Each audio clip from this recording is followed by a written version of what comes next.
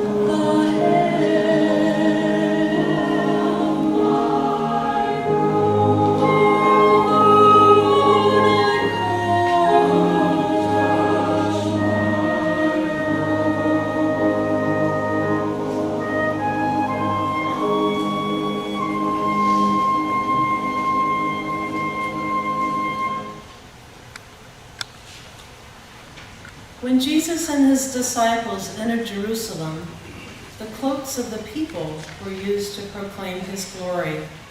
A large crowd spread their cloaks and palm branches on the road.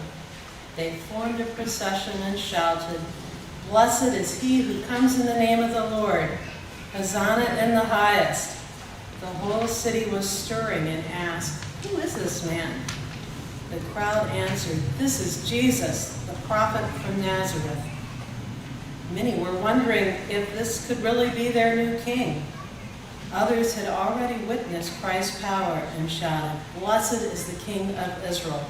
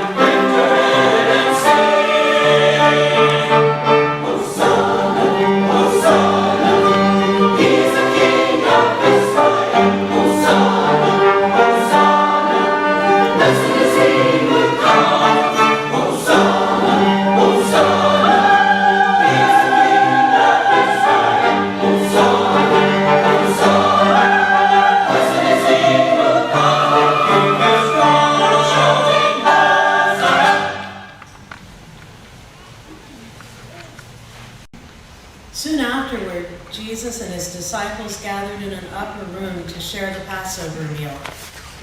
After witnessing the events of the week, the disciples were now certain that Jesus would be their new king. What happened next left them wondering what kind of king he would be. After the Passover meal, he rose and laid aside his garments. Then he poured water in a basin and began to wash the feet of the disciples. Jesus removed his robe to take on the form of a servant. His clothes had conveyed healing and had reflected heaven's glory.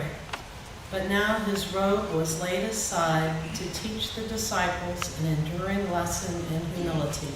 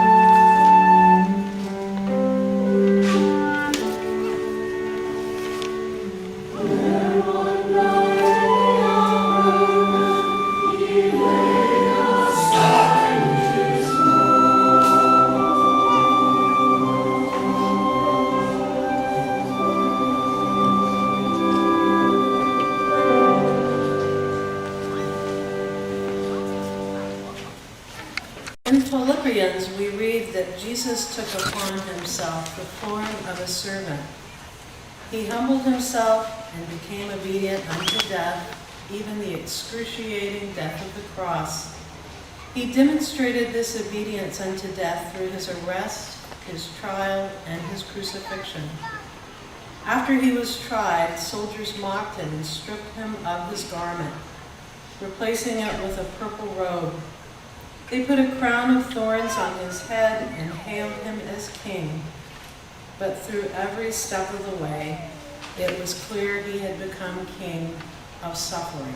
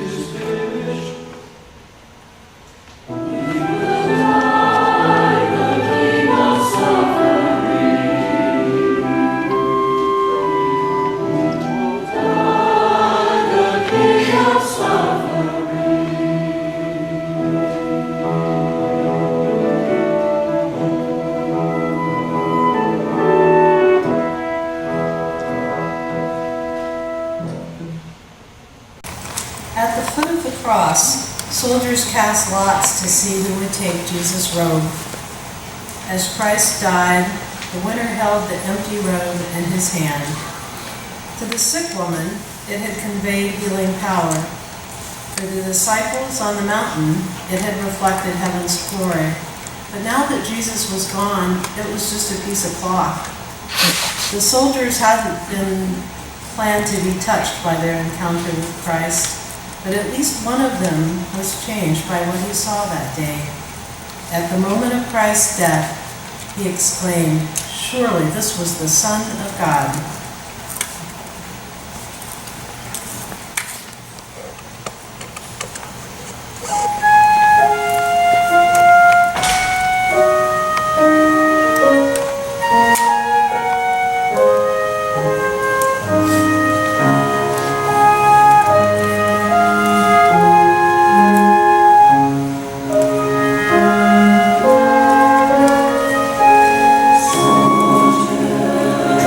Stay